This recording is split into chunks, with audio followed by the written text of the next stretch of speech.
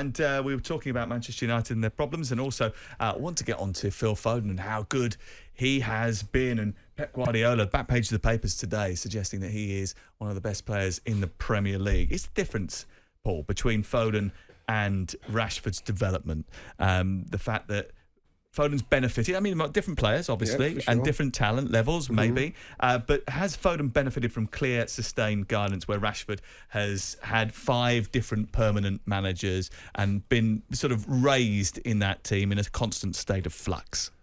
Yeah, listen, I think when you kind of look at, it's absolutely spot on with the situation at Old Trafford with the change of managers. Never healthy for a player.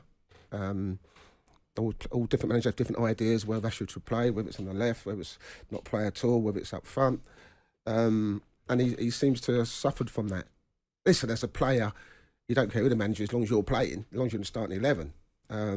But I think with excuse me, Phil Foden, I think 3-4 years back, he wasn't in the Manchester City team, and people were saying he needs to go on loan, he needs to go and get games, he needs to go and play in the Championship. And Pep was like, no, he stays with us. Excuse me, he works with the best players, and they get his time.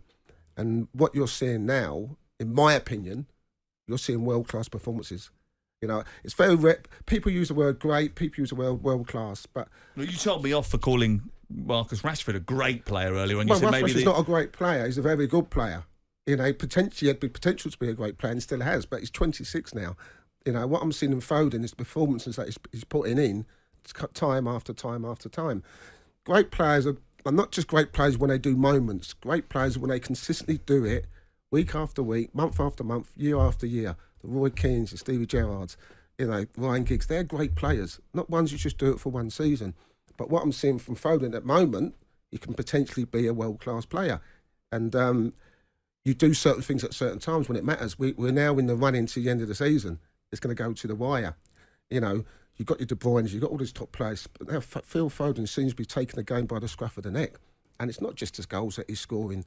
You know, I think it's easy to say people play well when they score a goal.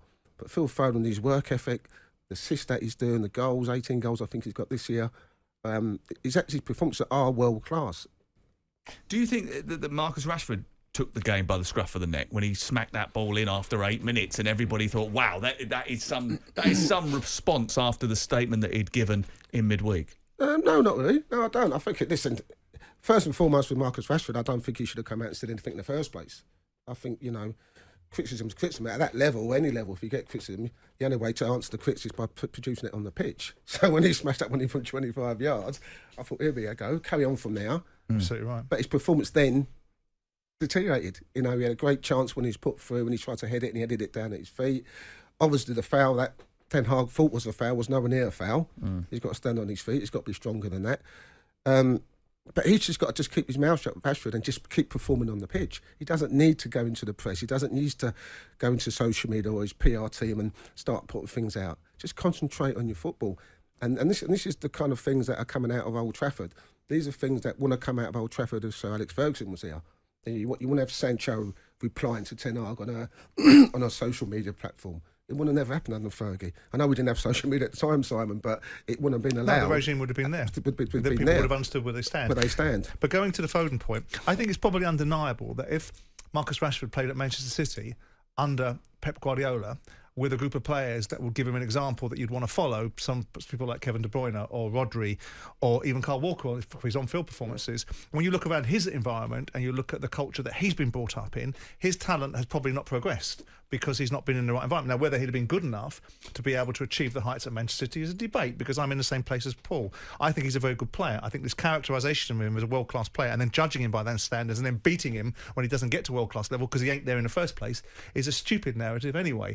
And you look at the decisions that players make. Phil Foden made the right decision because he decided to compromise the fact that he thought he was ready to play in this team for the reality of what the manager thought. Cole Palmer didn't take that decision. It's working out okay for him at Chelsea. Jadon Sancho took a different decision, went to Dortmund, went to Man United, and look where his career has gone at this moment in time. So Foden made a decision based upon not believing that he's arrived before his journey's begun. He had a lot to learn, and he was a very talented player, and the media were clamouring, and the pressure was being built on. This is one of our winners of the World Cup by the under-17s or whatever it was, and he should be in the Man City side. what he's done is learn his trade, and he's earned his right now to be in the conversation, and he's earned his right. He took the opportunity at the beginning of the season because Kevin De Bruyne was injured and staked his claim and made it almost impossible for him to be not considered. And the benefits of it now, for playing in that environment and staying and being a little bit patient rather than getting ahead of yourself, is you've now got a world-class coach, which is undeniable, to use the terminology world-class with him, influencing players and putting better players around him that have dragged him up by level. If Rashford had been in that environment, I think you'd see a better Rashford now than you're seeing at Manchester United. Foden said yesterday, I wouldn't say world-class yet. I think I've got the potential to be that, but to hear that from the manager is special for me. Roy Keane saying yesterday on the television that he felt that Gareth Southgate should build the England team around him. Is it as easy as that when you've got Jude Bellingham as well in that midfield? Well, what I will say, when you look at the Euros coming up, we're talking about, I think Jude Bellingham now's got potential to be a world-class player. We've got Harry Kane, who's a world-class striker. We now got Foden, he's got potential. So, whether you build it around Foden, I'm not sure that's the answer, because thing is, he's got to play. That's crystal clear. There's no debate about that. The question is, where do you play him? As you say, as Simon said, he played in the team where De Bruyne played and was outstanding. Yesterday, you saw him play on the right, then you saw him play on the left. His performance continues to be as good as it was, whatever position he plays. You've got Maddison, who's playing now back in at the Spurs team. So for South, it's a selection where does he actually play and where does he feel we can get the best out of him.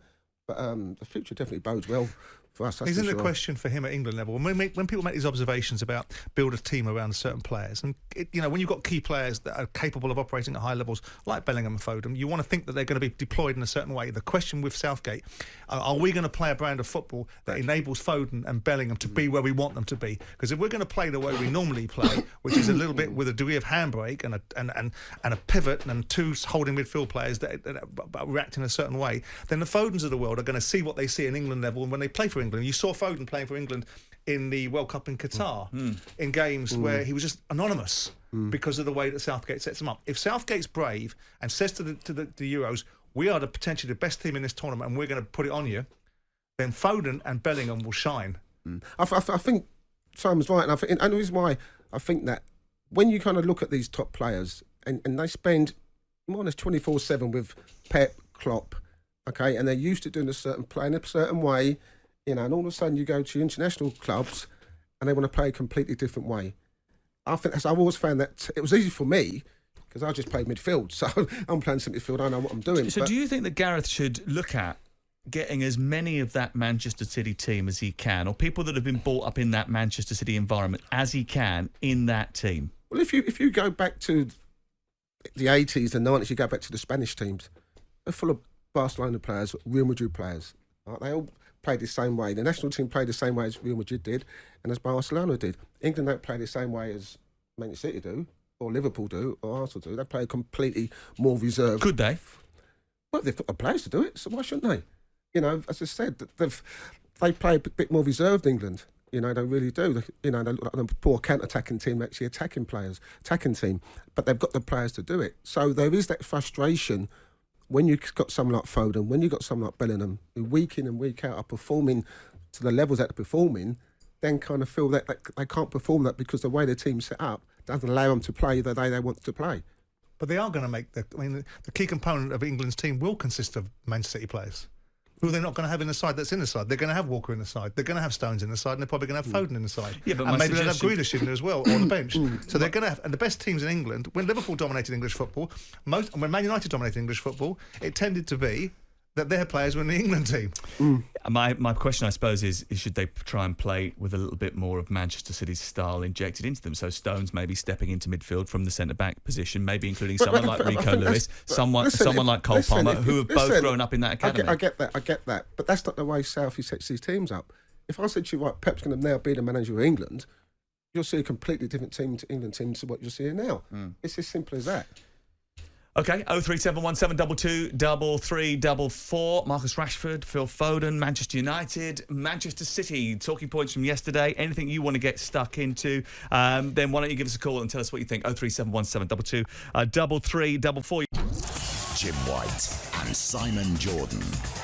Monday to Friday mornings from 10 on AM, on DAB, via the talkSPORT app and on your smart speaker. talkSPORT.